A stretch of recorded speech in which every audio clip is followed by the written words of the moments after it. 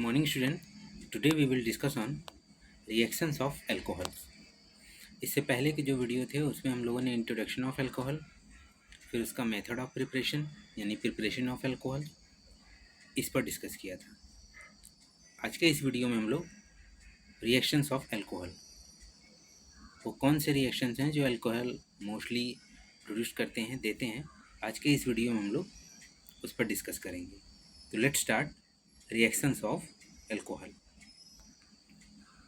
Alcohols क्या होते हैं?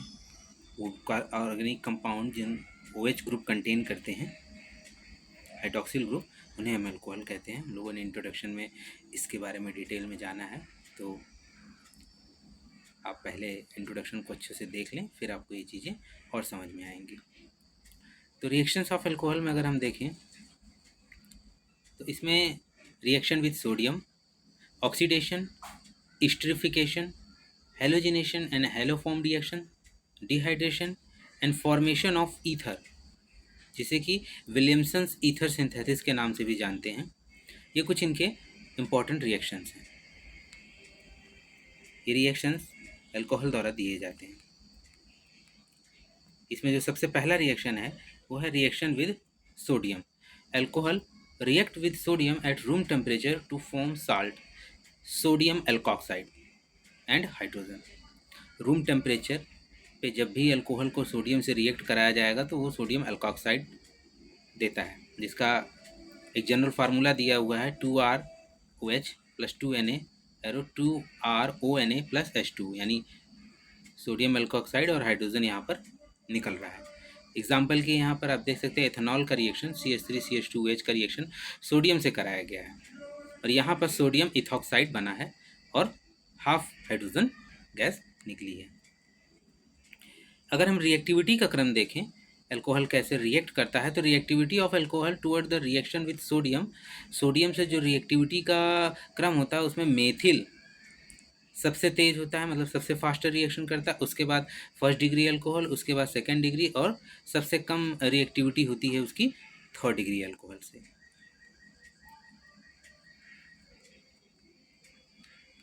अगला जो रिएक्शन हम लोग देखेंगे वो है ऑक्सीडेशन। इसमें हम लोग first degree alcohol, second degree alcohol, third degree alcohol, उन सब के साथ देखेंगे ऑक्सीडेशन। तो यहाँ पर सबसे पहले हम लोग फर्स्ट डिग्री अल्कोहल,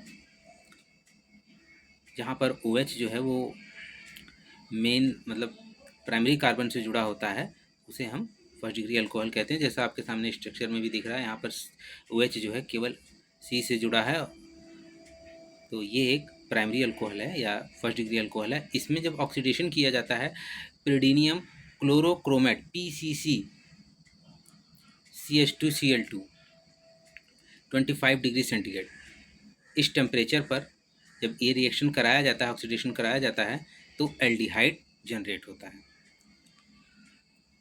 यहाँ पर आप देख सकते हैं यही रिएक्शन पिरिडीन, जिसे कॉलिन्स रिएजेंट के नाम से भी हम लोग जानते हैं, CR3O पिरिडीन, ये कॉलिन्स रिएजेंट के नाम से भी इसको जानते हैं। तो जब भी इसका ऑक्सीडेशन होता है फर्स्ट डिग्री अल्कोहल का, चाहे वो PCC हो या CrO3 या Cu पिरिडीन, इस कॉलिन्स रिएजेंट के प्रेजेंस में, तो हमेशा ये एल्डिहाइड देता है। इसी तरह फर्स्ट डिग्री अल्कोहल का जब पोटेशियम परमैंगनेट या पोटेशियम क्रोमेट के प्रेजेंस में ऑक्सीडेशन होता है, तो ये कार्बोक्सिलिक एसिड देता है।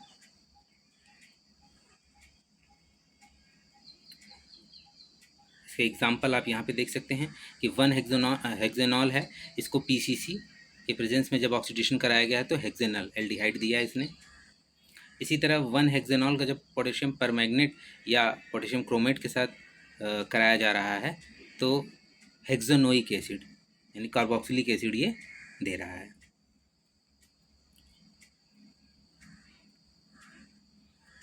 इसी तरह जब हम सेकेंड डिग्री अल्कोहल की तरफ जाएंगे, यहाँ पर आप देख सकते हैं जब पोटेशियम परमैंगनेट या पोटेशियम क्रोमेट के साथ रिएक्शन किया जा रहा है तो ये कीटोन देता है, और जब यही प्रोसेस ऑक्सीडेशन की थर्ड डिग्री अल्कोहल से कराई जाती है तो कोई रिएक्शन नहीं होती है। इसका भी एग्जांपल आप देख सकते हैं यहाँ पर 2 ब्यूटेनॉल का जब पोटेशियम परमैंगनेट के प्रेजेंस में ऑक्सीडेशन किया जा रहा है तो 2 ब्यूटेनॉन बना हुआ है।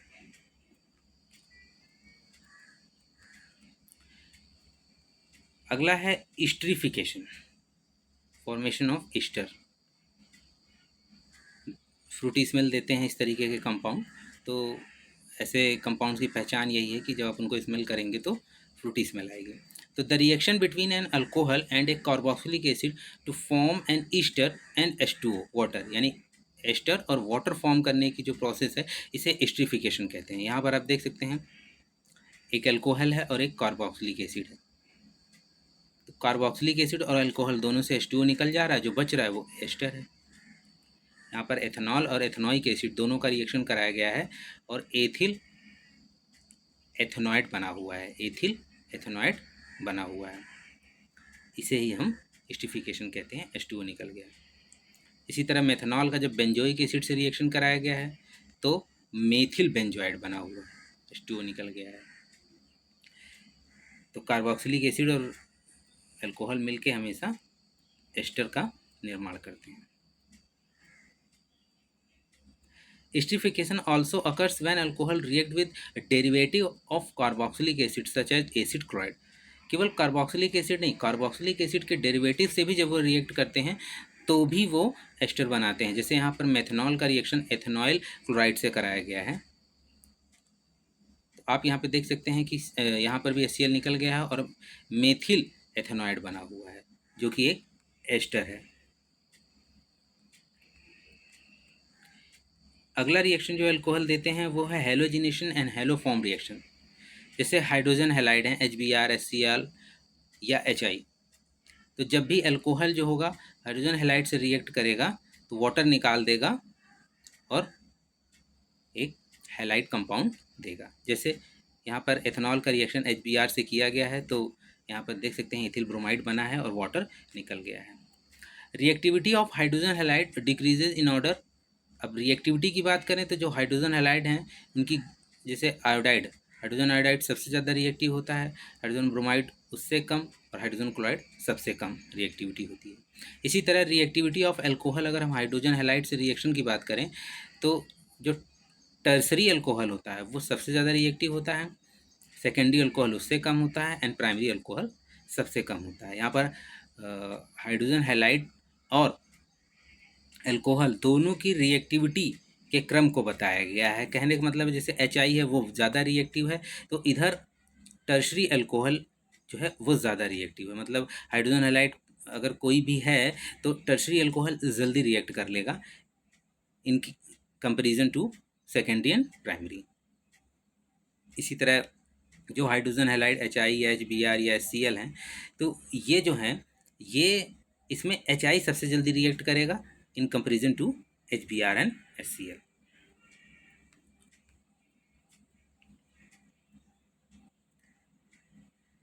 इसी तरह अगले कुछ एग्जांपल हैं, जैसे फास्फोरस ट्राई हैलाइड्स है या फास्फोरस पेंटा हैलाइड है PX3 या PX5। यहाँ पर X का मतलब है Br, कोई भी हैलोजन, तो उस केस में भी आप देख सकते हैं कि कोई एल्किल हैलाइड बनेगा और रिएक्शन जो होती है वो प्रोसीड होती है। तो जैसे यहाँ पर है आपका एग्जांपल आइसोब्यूटिल अल्कोहल का रिएक्शन जब फास्फोरस ट्राई हैलाइड से कराया गया यानी फास्फोरस ट्राई ब्रोमाइड से कराया गया है तो आइसोब्यूटिल ब्रोमाइड का निर्माण हुआ है। इसी तरह थायोनिल क्लोराइड, सेम वही रिएक्शन है, मतलब यहाँ पर भी हाईलाइट का ही रिएक्शन होगा, बस थायोनिल क्लोराइड SOCl2। तो जब जैसे यहाँ पे अल्कोहल है और थायोनिल क्लोराइड का रिएक्शन कराया गया है तो इसमें सल्फर डाइऑक्साइड HCl और एक एल्किल हैलाइड बनेगा। तो एग्जाम्पल के लिए आप देख सकते हैं 1 हेप्टेनॉल है जिसका रिएक्शन SOCl2 से कराया गया है और यहाँ पर 1 क्लोरोहेप्टेन, सल्फर डाइऑक्साइड और HCl का निर्माण हो रहा है। तो ये कुछ हैलाइड से रिलेटेड रिएक्शन है जो अल्कोहल देता है। अगला है डिहाइड्रेशन, यानी वाटर का रिमूव करना, वाटर को हटाना।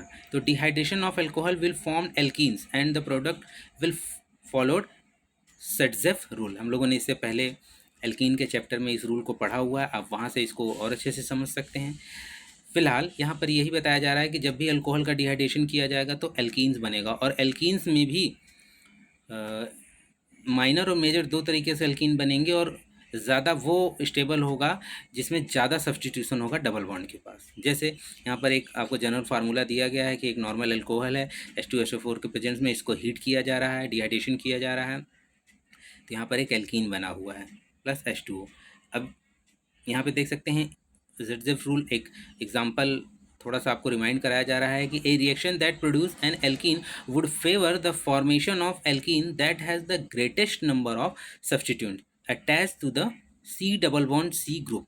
यानी सी डबल बॉन्ड सी यानी जो डबल बॉन्ड प्रेजेंट है उसके जो दोनों कार्बन है उसमें जिस पर ज़्यादा सब्स्टिट्यूशन होगा वो वाला प्रोडक्ट जो होगा वो बनेगा। जैसे यहाँ पे ट्यूब्यूटेनॉल है, दो तरीके से इसको किया जा रहा है। तो पहले में 1 ब्यूटीन, दूसरे में 2 ब्यूटीन बन रहा है। तो 1 ब्यूटीन जो है वो कम स्टेबल है क्योंकि इसमें देखेंगे तो डबल बॉन्ड एक ही तरफ इसका एक तरह से सब्स्टिट्यूशन है एक ही तरफ, और 2 ब्यूटीन में देखेंगे तो दोनों तरफ सब्स्टिट्यूशन है। तो ये मेजर प्रोडक्ट है, यही ज़ेडज़ेफ रूल भी कहता है और यही इसमें स्टेबल प्रोडक्ट भी बनता है।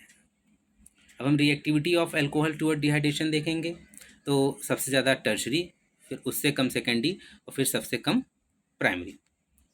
अब रिएजेंट फॉर डिहाइड्रेशन की बात करें तो concentrated sulphuric acid, phosphoric acid और कई बार वेपर फेज डिहाइड्रेशन भी यूज़ किया जाता है जिसमें Al2O3 एल्युमिनियम ऑक्साइड का भी यूज़ किया जाता है। ये सब डिहाइड्रेशन के लिए एज ए कैटलिस्ट कह सकते हैं यूज़ होते हैं। तो यहाँ पर एक एथनॉल है जिसको H2SO4 के प्रेजेंस में किया गया है, तो यहाँ पे एथिलीन बनी है। इसी तरह साइक्लोहेक्सेनॉल है, इसमें साइक्लोहेक्सीन बनी है। इसी तरह एथनॉल को Al2O3 की प्रेजेंस में जब कराया गया है तो एथिलीन बनी है, यानी एक एल्कीन बनी हुई है। तो इस तरह से अलग अलग रिएजेंट यूज़ करते हैं लेकिन बनता सब में एल्कीन ही है। इसके अलावा अल्कोहल जो है ईथर का भी फॉर्मेशन करता है। यहाँ से ईथर के फॉर्मेशन को भी हम समझ सकते हैं। इसको विलियमसन एथर सिंथेसिस भी कहते हैं। It involve the SN2 attack of an alkoxide ion on an unhindered primary alkyl halides. जो प्राइमरी एल्किल हैलाइड, इसमें प्राइमरी एल्किल हैलाइड का होना बहुत ज़रूरी है, तभी SN2 अटैक होगा, क्योंकि the alkoxide is made by adding sodium, potassium और NaOH टू द एल्कोहल। इसमें जो एल्कोक्साइड बनता है वो सोडियम, पोटेशियम या सोडियम हाइड्रोजन को जोड़ के बनाया जाता है। तो यहाँ पर आप देख सकते हैं RO RX, यहाँ पर एल्कोक्साइड बना हुआ है। एल्कोक्साइड जो है वो एल्किल हैलाइड से रिएक्ट करेगा और जिसकी वजह से एक प्राइमरी एल्किल हैलाइड बनेगा। तो यहाँ पर हमेशा R जो है वो प्राइमरी ही होना चाहिए। The alkyl halides must be primary so that a back side attack is not hindered. हम लोगों ने SN2 SN1 रिएक्शन में इन्वर्जन देखा था और रिटेंशन देखा था, तो इसमें जो बैक साइड और फ्रंट साइड का अटैक होता है उसको समझने के लिए एक बार आप उस वीडियो को देख सकते हैं। फिर यहाँ पर भी उसको आप समझ सकते हैं कि the alkyl halide must be primary so that a back side attack is not hindered. If the alkyl halide is not primary, elimination usually occurs to form alkenes. तो अगर इस केस में एल्किल हैलाइड प्राइमरी नहीं हुआ तो elimination इस तरह होगा कि एल्कीन का निर्माण होगा। तो हमेशा हम लोग उसको इनहिबिट करते हैं, यानी इस रिएक्शन में वो चीज़ इनहिबिट है। जैसे यहाँ पर एक स्ट्रक्चर देख सकते हैं आप, एल्कोहल है सोडियम के प्रेजेंस में, ये एक एल्कोक्साइड और मेथिल आयोडाइड बना है। बाद में आप देख सकते हैं यहाँ पर CH3 CH2 OCH3 plus NaI, sodium iodide निकल गया हुआ है। इसी तरह आप यहाँ पे देख सकते हैं एथेनॉल है जिसका रिएक्शन सोडियम के प्रेजेंस में कराया गया है। तो यहाँ पर एक मेथॉक्सी एथेनॉइड बन गया है यहाँ पर NaI। और इसी तरह जब साइक्लोहेक्सेनॉल में किया जा रहा है तो यहाँ पर आप देख सकते हैं एथॉक्सी साइक्लोहेक्सेन बन गया है। तो ये विल्मर सिंथेसिस है ईथर फॉर्म करने का। इसी में हम लोग रिएक्शंस ऑफ फिनॉल भी देख लेंगे, क्योंकि हम लोगों ने फिनॉल्स को भी देखा था, स्टडी किया था फिनॉल्स को। तो रिएक्शन विद फिनॉल में अगर हम जाएंगे तो यहाँ पर आप देख सकते हैं फिनॉल जो है जब सोडियम से रिएक्ट करेगा तो सोडियम फेनॉक्साइड बनाएगा। सेम उसी तरीके से जिस तरह का से हम लोगों ने ऊपर अल्कोहल के में सोडियम के रिएक्शन को देखा था। इसी तरह सोडियम हाइड्रोक्साइड के साथ जब ये रिएक्शन करेगा तो सोडियम फिनॉक्साइड बनेगा, ये एग्जांपल है। लेकिन नॉर्मली जो मतलब फिनॉल के अलावा जो अल्कोहल होगा, जनरल अल्कोहल जो हम लोगों ने इससे पहले देखा हुआ है, नॉर्मल चेन वाला अल्कोहल, तो मतलब फिनॉल के अलावा जो भी अल्कोहल है वो सोडियम हाइड्रोक्साइड से रिएक्शन नहीं करेगा। एस्टरिफिकेशन इसके अंदर भी है, देख सकते हैं यहाँ पर NaOH के प्रेजेंस में फिनॉल जब रिएक्ट करता है तो सोडियम फिनॉक्साइड बनाता है और आगे चल के वो ईथर का निर्माण, एस्टर का निर्माण कर देता है। जैसे यहाँ पर आप देख सकते हैं कि फिनॉल का रिएक्शन जो है वो बेंजोइक एसिड से कराया गया है, तो फेनिल बेंजोएट का निर्माण हुआ है जो कि एक एस्टर है। हेलोजिनेशन की बात करते हैं अगर, तो more reactive towards electrophilic substitution than benzene, मतलब बेंजीन की तुलना में ये ज़्यादा इलेक्ट्रोफिलिक सब्स्टिट्यूशन रिएक्शन जो होता है ये शो करता है। आर्थो पैरा डायरेक्टर, यहाँ पर आप देख सकते हैं कि फिनॉल है, इसमें 3x2 यानी x का मतलब हाईलाइट होता है, तो यहाँ पे जब रिएक्शन कराएंगे तो इस तरह से 3HX निकल जाएगा और एक सब्स्टिट्यूटेड जो हाईलाइट सब्स्टिट्यूटेड प्रोडक्ट यहाँ पर बनेगा। एग्जाम्पल में अगर आप यहाँ देखें, फिनॉल का रिएक्शन ब्रोमीन से कराया जा रहा है रूम टेम्परेचर के ऊपर, तो यहाँ पर 2,4,6 ट्राई ब्रोमोफिनॉल वाइट प्रेसिपिटेट के रूप में बन रहा है। इसी तरह दूसरे में क्लोराइड का रिएक्शन कराया गया है, तो यहाँ पर भी 2,4,6 ट्राई क्लोरोफिनॉल, यानी कुल मिलाकर हाइलोजिनेशन जो है वो हो रहा है। Monobromophenol are obtained if the bromine is dissolved in a non-polar solvent such as CCl4 यानी कार्बन टेट्राक्लोराइड। कार्बन टेट्राक्लोराइड के प्रेजेंस में जब भी ब्रोमीन का रिएक्शन कराया जाएगा मोनोब्रोमोफिनॉल से, तो हमेशा आपको मोनोब्रोमोफिनॉल से ऑब्टेंड होगा जब भी हम ब्रोमीन से रिएक्शन कराएंगे फिनॉल का। यानी फिनॉल का रिएक्शन जब भी हम ब्रोमीन से CCl4 के प्रेजेंस में कराते हैं तो मोनोब्रोमोफिनॉल मिलता है। इसी तरह नाइट्रेशन जब कराएंगे, नाइट्रेशन के केस में आप देख सकते हैं कि डाइल्यूट नाइट्रिक एसिड जब फिनॉल से रूम टेम्परेचर पे रिएक्ट करता है तो 2 और 4 नाइट्रोफिनॉल देता है, यानी सेकंड पोजीशन पे नाइट्रो और फोर्थ पोजीशन पे नाइट्रो, इन दोनों का एक मिक्सचर यहाँ पर जनरेट होता है। इसी तरह जब हम कंसनट्रेट नाइट्रिक एसिड यूज करते हैं तो nitration of phenols yield 2,4,6 trinitrophenol यानी पिक्रिक एसिड का निर्माण करता है। Picric acid is bright yellow crystalline solid, it is use in the dyeing industry and in manufacture of explosive. यहाँ पर आप देख सकते हैं फिनॉल का रिएक्शन नाइट्रिक एसिड के प्रेजेंस में हो रहा है, तो 2,4,6 ट्राई नाइट्रोफिनॉल यानी पिक्रिक एसिड का निर्माण हो रहा है।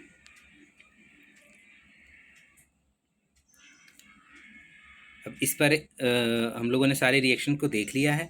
अब इस पर ये एक क्वेश्चन है, इसको आप लोग सॉल्व करेंगे तो आपको आइडिया हो जाएगा कि किस तरीके के रिएक्शंस ये दे सकता है। यहाँ पर क्वेश्चन इस तरह से है कि alcohol W is a secondary alcohol with a molecular formula of C4H10O। अब उससे स्टेप 1 में कंपाउंड M और स्टेप 2 में कंपाउंड N और कंपाउंड O का एक कॉम्बिनेशन बन रहा है और रिएजेंट A के प्रेजेंस में C4H10ONa बन रहा है। तो इस तरह से आपको draw and give the IPAC name for alcohol W, IPAC name देना है W का। फिर draw the structural formula for the following compound, compound M, compound N and compound O, इन सब का स्ट्रक्चरल फार्मूला बनाना है। आप इसके IPAC नेम को भी यहाँ पर मेंशन कर सकते हैं। तो इस तरह से आप एक रिएक्शंस का एक यहाँ पर स्टडी कर सकते हैं। तो स्टडी वेल।